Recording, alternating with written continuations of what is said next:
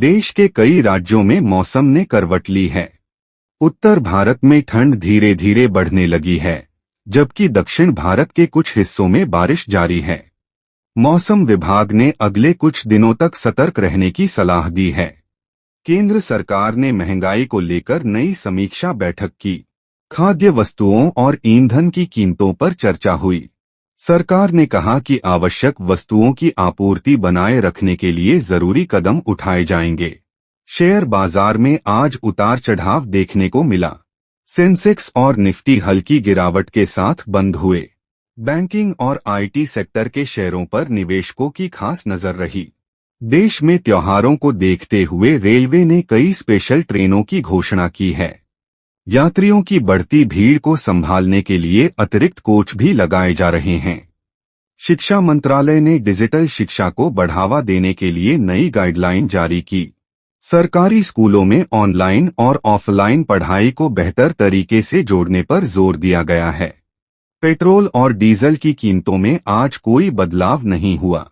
हालांकि अंतर्राष्ट्रीय बाजार में कच्चे तेल की कीमतों में हलचल बनी हुई है, जिस पर सरकार लगातार नजर रखे हुए है। स्वास्थ्य विभाग ने बदलते मौसम में वायरल बीमारियों से बचाव की सलाह दी है। लोगों को साफ सफाई रखने, मास्क पहनने और समय पर डॉक्टर से संपर्क करने को कहा गया है।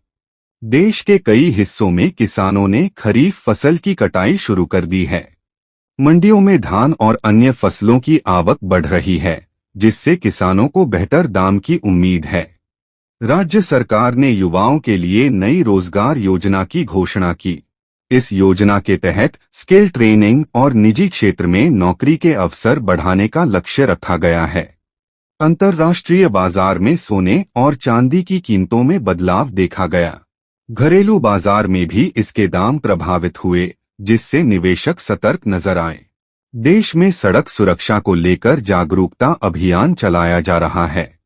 ट्रैफिक नियमों का पालन करने और हेलमेट व सीट बेल्ट के उपयोग पर जोर दिया गया है। त्योहारों के मौसम में ऑनलाइन शॉपिंग बढ़ गई है। ई-कॉमर्स कंपनियां भारी छूट और ऑफर्स दे रही हैं, जिससे बाजार में खरीदारी का माहौल बना हुआ